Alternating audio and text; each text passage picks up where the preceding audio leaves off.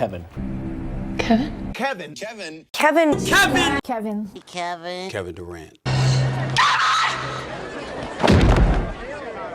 Kevin Durant, easy money sniper, the Slim Reaper, a man whose game is as smooth as it is deadly. But with how much his team has relied on him for their success this season, I'm starting to think there's perhaps a different, more fitting title for the 14-time All-Star. He's become the sun of Phoenix's universe. When Durant steps out onto the court, it's like the entire team orbits around him, basking in the warmth of his presence.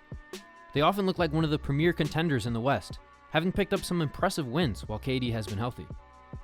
But when he's out of the lineup, it's like there's a solar eclipse in Arizona. The Suns' brilliance fades to black, and they look like just another run-of-the-mill team buried in the depths of the Western Conference standings. Let's take a deeper look at Phoenix's reliance on their cornerstone player, and what it means for the short-term future of the organization.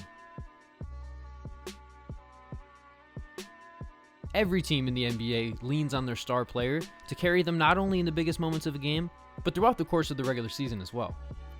While we all know the importance of having depth, those players that can fill certain roles on the team, having that one guy that can elevate a team's play to a different plane is crucial to winning at the highest levels of basketball. However, the Phoenix Suns have become a team that relies too heavily on their best player in order to find success. They're 12-2 on the season when Kevin Durant has been able to suit up, but are a putrid 1-9 in the games that he's missed, with the lone victory being a measly 8-point win over the lowly Utah Jazz. This is not just a tough stretch of basketball that skews the numbers or a lopsided schedule that has led to this discrepancy. Phoenix is a noticeably less functional team on both ends of the court when Durant is off the floor. Even in games where Durant does play, the team craters when he sits on the bench. KD's on-off splits this year put him at a plus 8.4 on the young season, which is one of the highest figures in the entire league. The first obvious thought is that without one of the greatest scorers of all time, Phoenix is worse offensively without Durant. While that is of course the case, the bigger issue is what this team needs from him defensively in order to stay competent on that end. The Suns currently sit 21st in defensive rating, but their figure with KD on the floor would be tied for 10th in the NBA, which you would think would serve as good enough to get by during the regular season. Conversely, this means that they would be by far the worst defense in basketball if we only looked at the games where KD is out, a full 2 points per 100 possessions worse than the Washington Wizards this season. This is partially due to the makeup of this Suns roster, as they have no one behind Durant that can reliably fill the power forward spot when he's off the court. Royce O'Neal and Ryan Dunn are both maybe 6'6" on a tall day, and the team's only other options consist of a second-round rookie, which, by the way, I do kind of like Iso Iguodala, but not so much as a contributor right now for a contender, and two other guys that are both on two-way contracts in Bol and let me check my notes here, Jalen Bridges, who sounds like the name that ChatGPT would give you if you ask for a randomly generated NBA player name. Given the immense decline in Nurkic's play this season, getting defensive production from the other spot in the front court has been a necessity for Phoenix, and they've relied on KD to provide that as much as possible.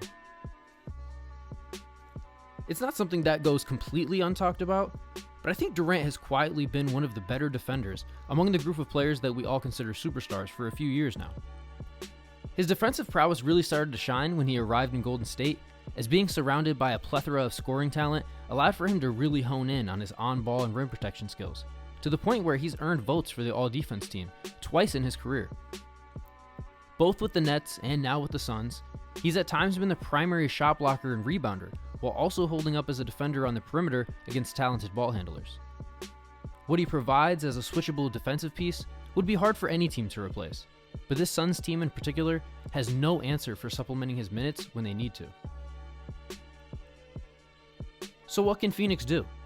Options in the trade market are extremely limited, as the Suns find themselves in the vaunted second apron, meaning they cannot combine any of their own salaries in a trade to bring in another player. That essentially means that they have to find an exact salary match in a one-for-one trade, with just 3 second-round picks to entice the team to make a swap. Moving Nurkic's 2-year, $36 million deal would be a huge challenge, and most of the other tradable players on this team make just $2 million or less per year. Phoenix is stuck with this roster, and they'll have to simply bank on the health of their stars to carry them through the playoffs. If it can all come together for them for 2 straight months in the playoffs, I like this team's chances of getting out of the West about as much as anyone else.